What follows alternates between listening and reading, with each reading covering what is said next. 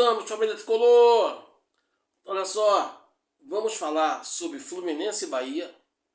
Alguns detalhes que nos chamam a atenção, inclusive o GE postou algumas coisas sobre isso. Vamos falar também da possível escalação que eu colocaria em campo contra o Bahia. Eu vou fazer essa brincadeira aqui, esse desabafo com vocês, porque geralmente quando eu faço o trabalho de colocar o time, é o provável time que o Renato irá usar, não é o da minha opinião. Hoje eu vou passar o da minha opinião. Se fosse eu treinador, qual time que eu escalaria para esse primeiro confronto, ok? E Fluminense negociando com o lateral esquerdo. Vou comentar sobre isso também e tudo um pouco mais. Vamos bater aquele papo gostoso, até porque falar do Flusão é bom de montão, né, galera?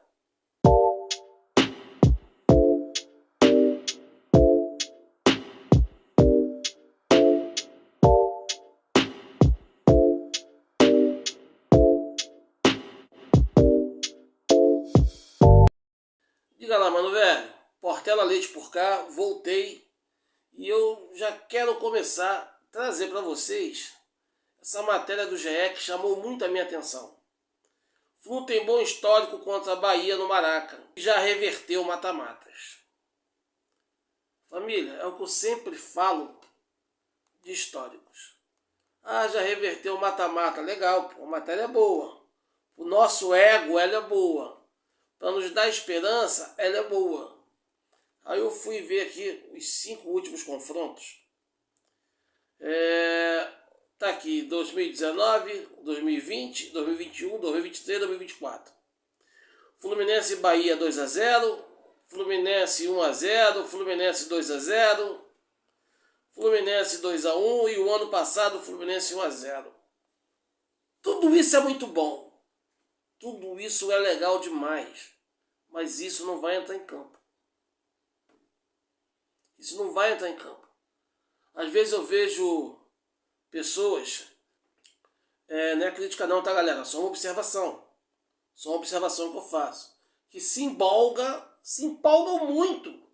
Ele se empolga com as estatísticas antes do jogo. Então, galera, estatística antes do jogo não quer dizer grandes coisas, não.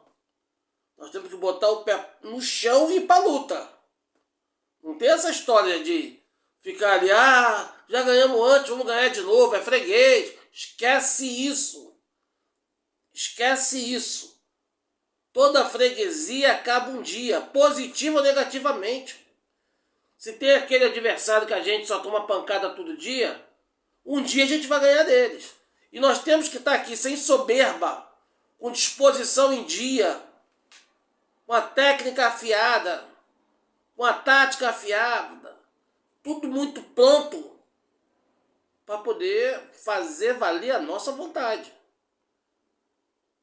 Então, eu vejo muita gente que vai nessa pilha e depois quer malhar o clube, quer malhar por coisa que ele criou expectativa e ficou monstro demais. Então, creio sim na vitória, de uma forma correta. Pé no chão, disposição, vontade, luta. Aí sim, aí eu acho muito difícil a gente ser surpreendido pelo adversário. Além dessa postagem, o GE fez uma outra matéria que me chama muita atenção e eu acho que vai de encontro justamente com o que eu sempre digo para vocês aqui. Fluminense é o clube que menos chutou desde que voltou do Mundial. Desde que o campeonato foi retomado após o Mundial, o Fluminense é o clube que menos chutou. Aí tem aqui a tabela que eles colocaram. O Fluminense 26, Grêmio 29, Atlético 31, Fortaleza 32 e Santos 33. Sabe onde é que a gente nota a gravidade disso? Bem, pelo menos pela minha parte. É quando a gente está atrás do Mano Menezes, que é um retranqueiro desgramado. É isso que mais me preocupa. Aí eu faço aquela pergunta que muita gente joga no ar. Por que não comprou centroavante? Será que é o centroavante mesmo? Quem são os 2 artilheiros do Fluminense na temporada? Vocês sabem? Sabem? Os 2 artilheiros do Fluminense na temporada é Cano e Everaldo. Cano e Everaldo. Aí, tudo que eu comento aqui começa a fazer mais sentido do que nunca. Será que a culpa é do centroavante? Ou será que a culpa é porque o time está parando de produzir para o centroavante finalizar? Eu sempre comento isso com vocês. O Renato bota 3 volantes. E o Nonato é que está jogando de meia. O Nonato nunca foi meia nem aqui, nem no Afeganistão. Então não adianta fazer isso, que quando dá certo, é uma criatividade do Hércules ou do Martinelli, que não é a deles fazer isso. Não é a deles. Só para deixar claro. Ok? Inclusive, eu acho até que está errado os 2 juntos dentro do campo. Uma hora ou outra tudo bem, mas já começar o jogo, eu acho um erro do Renato, porque nenhum dos 2 tem uma pegada de primeiro volante. Jogam muito, marcam muito, mas eles são muito criativos. Eles vão abandonar para sair para o jogo normal. Eu acho que tinha que ter um primeiro volante ali. Mas jogou assim desde quando o Renato chegou. Mudar agora vai ser difícil. Eu vou aceitar porque o trabalho é do Renato. Eu não posso falar que o certo é errado é só por causa desse posicionamento dos meias. Mas eu acho arriscado. Ok? Eu acho arriscado. Eu, inclusive, eu trouxe uma equipe hoje porque, apesar de ser a minha opinião, eu vejo que não deve mexer nesses 2 agora por causa disso. No jogo decisivo, tu querer corrigir esse defeito. Entendeu? Mas eu sempre penso, se tiver criatividade, a bola chega para os atacantes com mais facilidade. Então nós temos que estar atento a isso. Que a bola não chega, mas a culpa é do Cano, a culpa é do Everaldo, a culpa é do John Kennedy. Se a bola não chegar, eles não vão jogar, amigo. Tu vai ver os caras brigando no meio campo, brigando para marcar lateral, mas não é deles. Eu sou contra isso. Se o centroavante recuar, ele vai levar a zaga para dentro do nosso gol. Se o centroavante ficar, mesmo quando a gente está sendo atacado, se o centroavante ficar em cima do último homem deles, tenha certeza que vai ficar no mínimo 2 ou até 3 jogadores para marcar esse centroavante. Ou seja, é no mínimo 2 jogadores a menos que estariam dentro da nossa área. Mas o excesso de medo leva a levar todo mundo para a área, inclusive o adversário. Eu sou muito fiel a essa colocação. O centroavante tem que ficar próximo à área. Ele pode vir até a intermediária, mas volta para a área. Quem tem que criar são os responsáveis pela criação. E nós não temos 3 volantes. Então é por isso que a bola chega com dificuldade para os nossos atacantes. Entendeu? Essa é a minha posição, é a minha opinião. Inclusive, eu deixo claro para vocês aqui. Se eu pudesse opinar, eu vou até tomar um cafezinho aqui. Servido? Tamo junto, Flusão. O Lealdade Tricolor. Gostou da canequinha?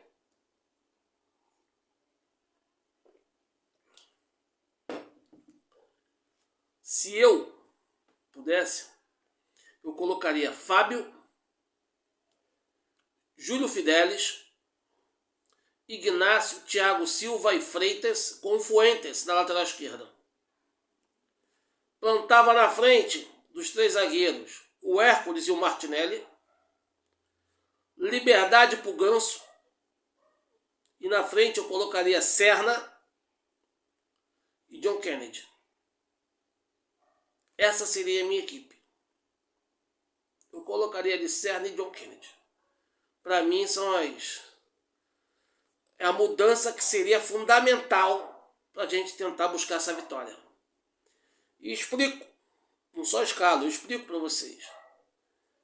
Eu tenho de um lado, por que não o Guga? Por que não o René? Porque tanto Fuentes pela esquerda como o Júlio Fidelis pela direita deixa meu time muito mais ofensivo. Se eu tenho 3 zagueiros, eu posso prender os 2 volantes e liberar um ou outro. Nunca os 2 juntos. Por quê? Porque eu já tenho o Ganso criando. E o que o Ganso vai ter de opção? Tu vai pensar para mim, porra, mas só 2 atacantes? Sim. Na verdade, eu vou ter a velocidade do Serna, eu vou ter a explosão do John Kennedy, tá? Que o John Kennedy é mais novo e tem mais a explosão do que o Cano e o Everaldo. Eu preciso mais de ação, de mais disposição ofensiva e menos de um pivô. E eu vou ter um Júlio Fidelis e um Fuentes que gostam muito de atacar. Por isso, eu peço para segurar um pouco mais os volantes. A única ressalva que eu faço é que quando um lateral apoiar, o outro segura, que é para facilitar a vida dos volantes. Se os 2 forem ao mesmo tempo, pode ficar uma coisa complicada. Quando um apoiar, a zaga suba, pare no meio do campo e faça a marcação a partir do meio do campo. Que é uma outra coisa que passa despercebido. O nosso time não consegue marcar pressão. Por quê? Eles usam a desculpa que eles não vão ficar o tempo todo no meio do campo. Mas conseguem ficar o tempo todo lá atrás. Se vocês marcarem a saída de bola do adversário, vai obrigar a darem chutão. Chutão é bola avança. Privilégio da defesa. Essa bola tem que voltar. Mas é marcar, é obrigar a dar o chutão. Não é deixar sair jogando. Porra, não dá pra tomar gol de chutão. Quando a bola for sair de lá, são 3 zagueiros. Mesmo com 2 zagueiros já não dá. Um recua para fazer a sobra, ver a direção da bola, e o outro vai em contra a bola. Não tem mistério isso. Isso é beabá do futebol do tempo do Ronca. Não tem mistério. E a gente ainda ganha porque tanto o Martinelli como o Hércules são muito bons nos passes longos, nos lançamentos. Então você pode pegar um Fuentes de surpresa subindo pela esquerda, um Júlio subindo pela direita. Você pode tanto fazer, chegar curtinha pro Ganso, usar a genialidade dele, quando adiantarem para tirar o espaço do Ganso, o Martinelli e o Hércules surpreender com a bola longa. Eu vejo uma possibilidade muito grande jogando dessa forma. Mas e vocês? Qual a opinião de vocês? Concorda? Discorda? Eu gostaria de saber. Eu acho que daria muito certo. Mas só Papai do Céu vai dizer na quarta-feira, né? E uma outra novidade, rapaz, eu quero saber. Surgiu aí o disse-me-disse, o murmurinho de que o Fluminense estaria interessado no Caio Henrique, em repatriar o Caio Henrique. O Caio Henrique, rapaz, ele foi comprado pelo Mônaco no ano 2020. O Mônaco pagou 8 milhões de euros, coisa na casa assim, aproximadamente 52 milhões, ao Atlético de Madrid. E de lá para cá, o Caio Henrique sempre fez parte da equipe titular do Mônaco. Tirando às vezes ser machucado, aí para voltar fica na dúvida e tal. E no início dessa temporada, final de 2024, início de 2025, o Barcelona tentou a contratação do Caio Henrique. Queria comprar por empréstimo e deixar o valor de compra para ser exercido no final. Porém, o Mônaco não quis e o contrato está renovado. Foi renovado até 2027, né? Agora, julho de 2027. Hoje ele está valendo 15 milhões de euros. Coisa na casa dos 95 milhões de reais. 95, 96. Agora, se vier, seria uma boa, né? Se pudesse vir, seria uma boa. Até porque o Luiz Henrique sempre se mostrou atento ao Fluminense, sempre demonstrou um carinho grande ao Fluminense e o mais importante, joga muita bola. Eu acho que seria uma excelente aquisição. Mas vamos aguardar para ver o que acontece. Valeu, família. Vou ficando por aqui. Não esqueça, antes de ir embora, deixa o like, se inscreva no canal, ative o sininho e tamo junto, Fusão. Lealdade Tricolor, sempre. A gente se vê por aí. Até a próxima.